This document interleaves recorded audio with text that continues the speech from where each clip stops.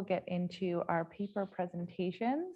So we have Gabriel, Dorthe presenting in person, hybridly with Laure, Dobigny, presenting a project called From Smart Buildings to Smart Users. And I will let you take it away. Thanks. So Laure, are you with us?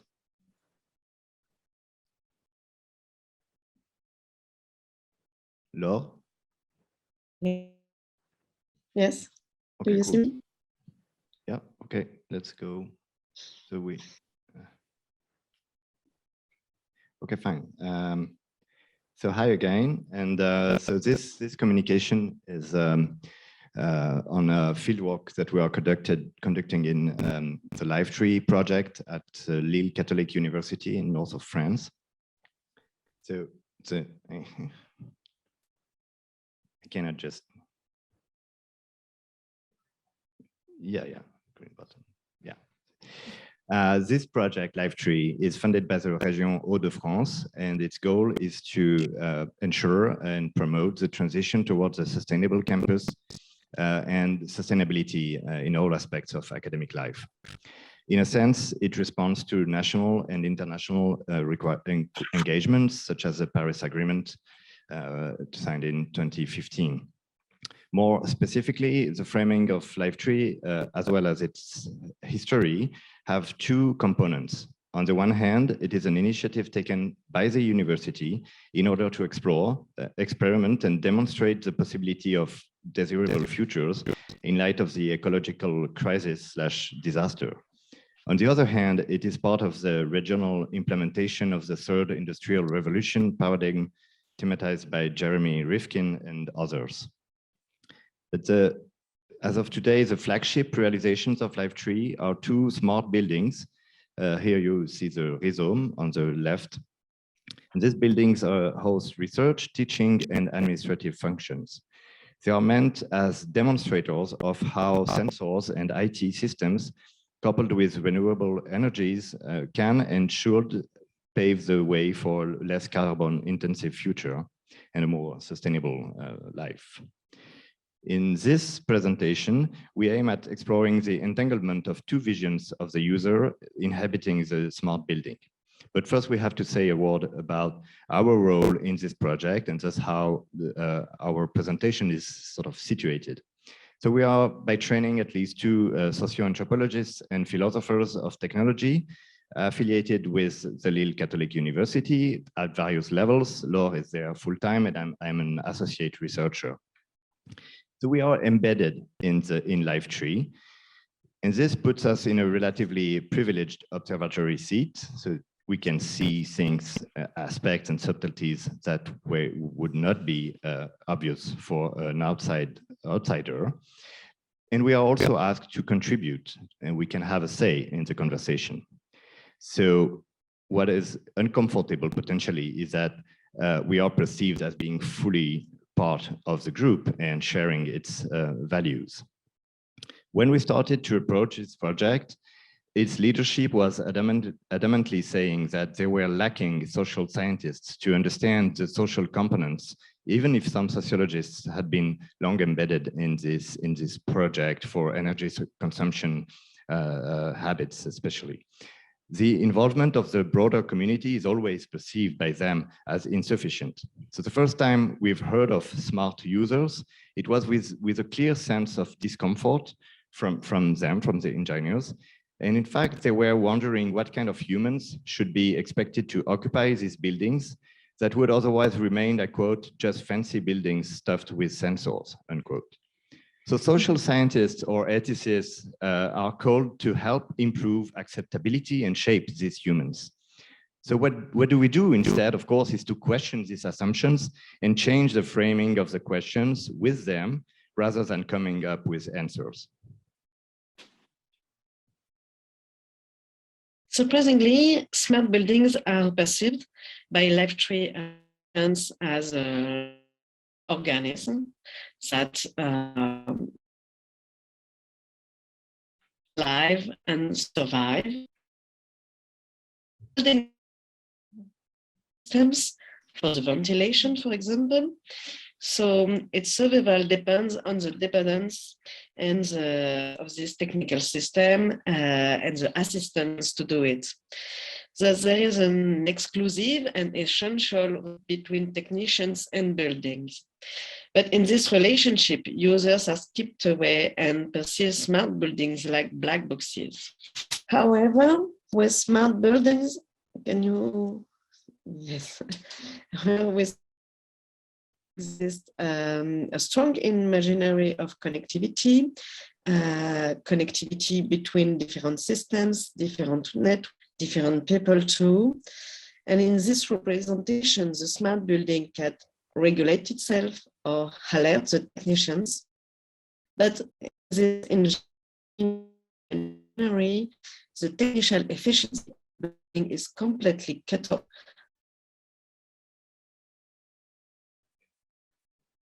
You've been cut off, actually. So I don't know what's going on. I will maybe just go away and just Laure, or let me know if you see her coming back on screen. So which can therefore be modified or negotiated. You don't earn me? No, your connection is very bad, actually. I can do it best. It's okay? It's better. So the idea is that here comfort is envisioned as something stable and defined and not as a social norm. Is envisioned like any data, which must be taken into account. And the idea is that the technical system must meet this comfort objective as well as environmental objectives like consuming less are established and not negotiable. So achieving both objectives, that is to say consuming less for an equivalent comfort, also called efficiency, requires that the user submits to the technical requirement of this efficiency and interferes with it as little as possible. For example, to not disturb the mechanical and automated ventilation of the building by opening the window. Thus, the user comes to disturb the relationship between building and technicians. It parasitites this balance and constantly threatens it. So in the remaining of this presentation, we want to explore how users are co-produced with the conception of the building. And more specifically, we aim at unpacking two conceptions of the co-production of users and buildings that somewhat coexist in engineers' views. The smart building shows indeed unstabilized visions of its role and of how it is expected to meet its users. Briefly stated, it can be completely autonomous, with users remaining passive in order to avoid interfering with its performance, or it can be a more open stage in which users are called to take an active role in the life of the building. Smart buildings are textured with promises and commitments made elsewhere, the third industrial revolution, political agendas, and so forth. And as such, promises have the ability to frame the problem and to impose solutions. But as the actors are sort of proud to say, the promises are there converted into the real life. And they say, for example, we are doing what others have been just planning for years, such as, Microsoft or IBM. So they don't know what we do. Now that the buildings are equipped and operational, the engineers keep wondering how to make users adopt the proper behaviors that is requested by the technical system. And these buildings indeed tend to dictate behaviors and habits that go against common sense and thus call for a recomposition of their inhabitants' intelligence.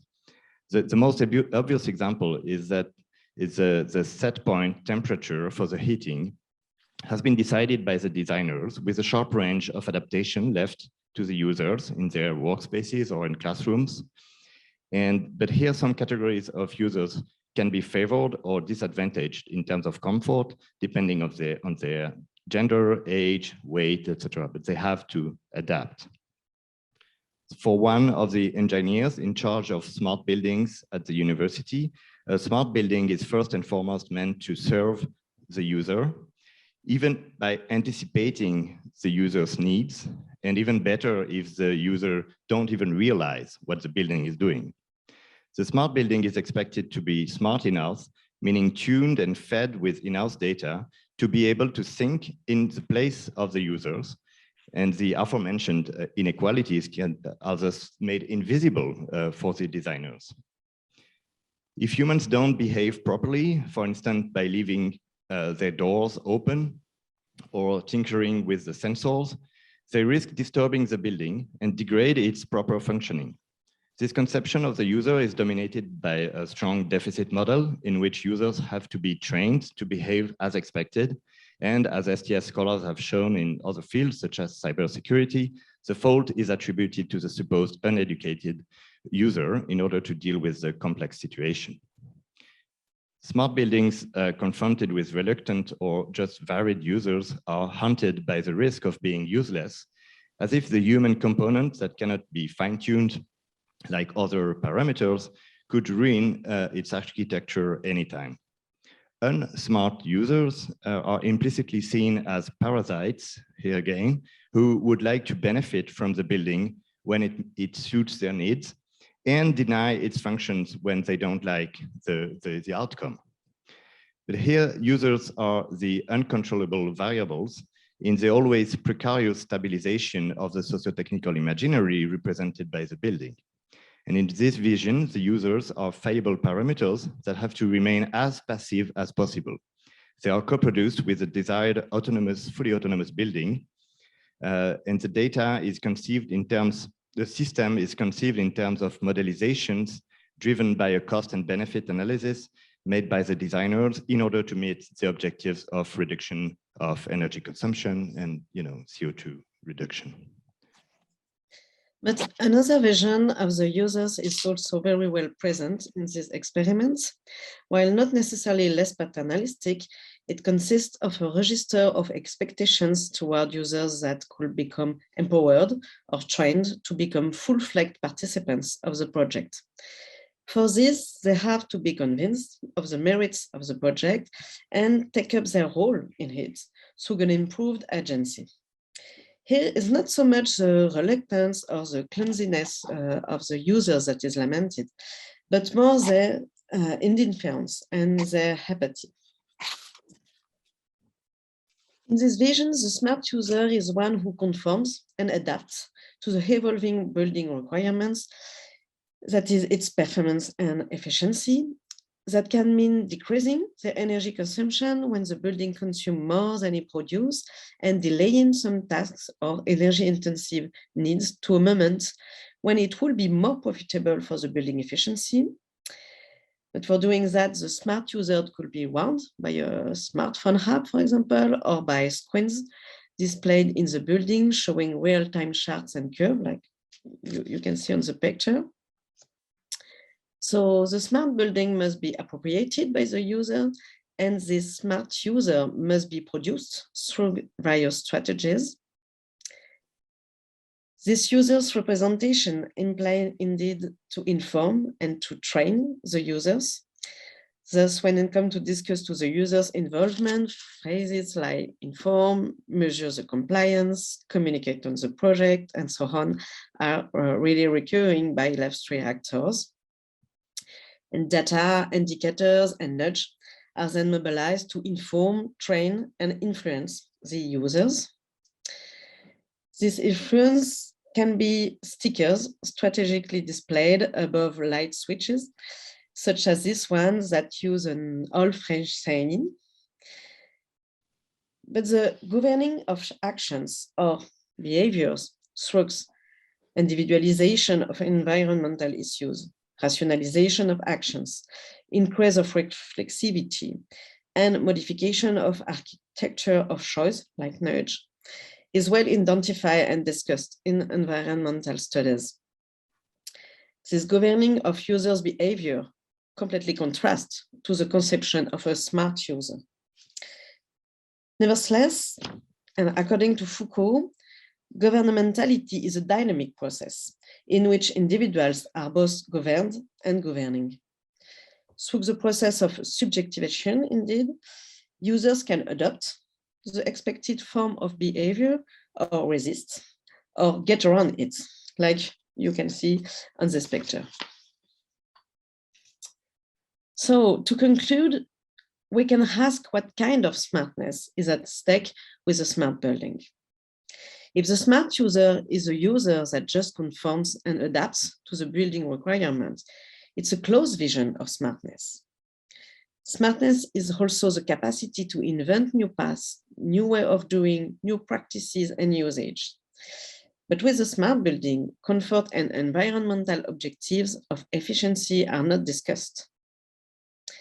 So instead of rushing efficiency by universal technical solutions based on standardized vision of users, comfort and expectations, sufficiency could be reached by changing social norm of comfort, by developing solutions and norms adapt to a specific community that will differ from one another.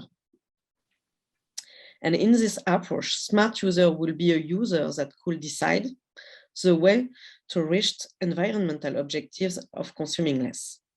Thank you for your attention.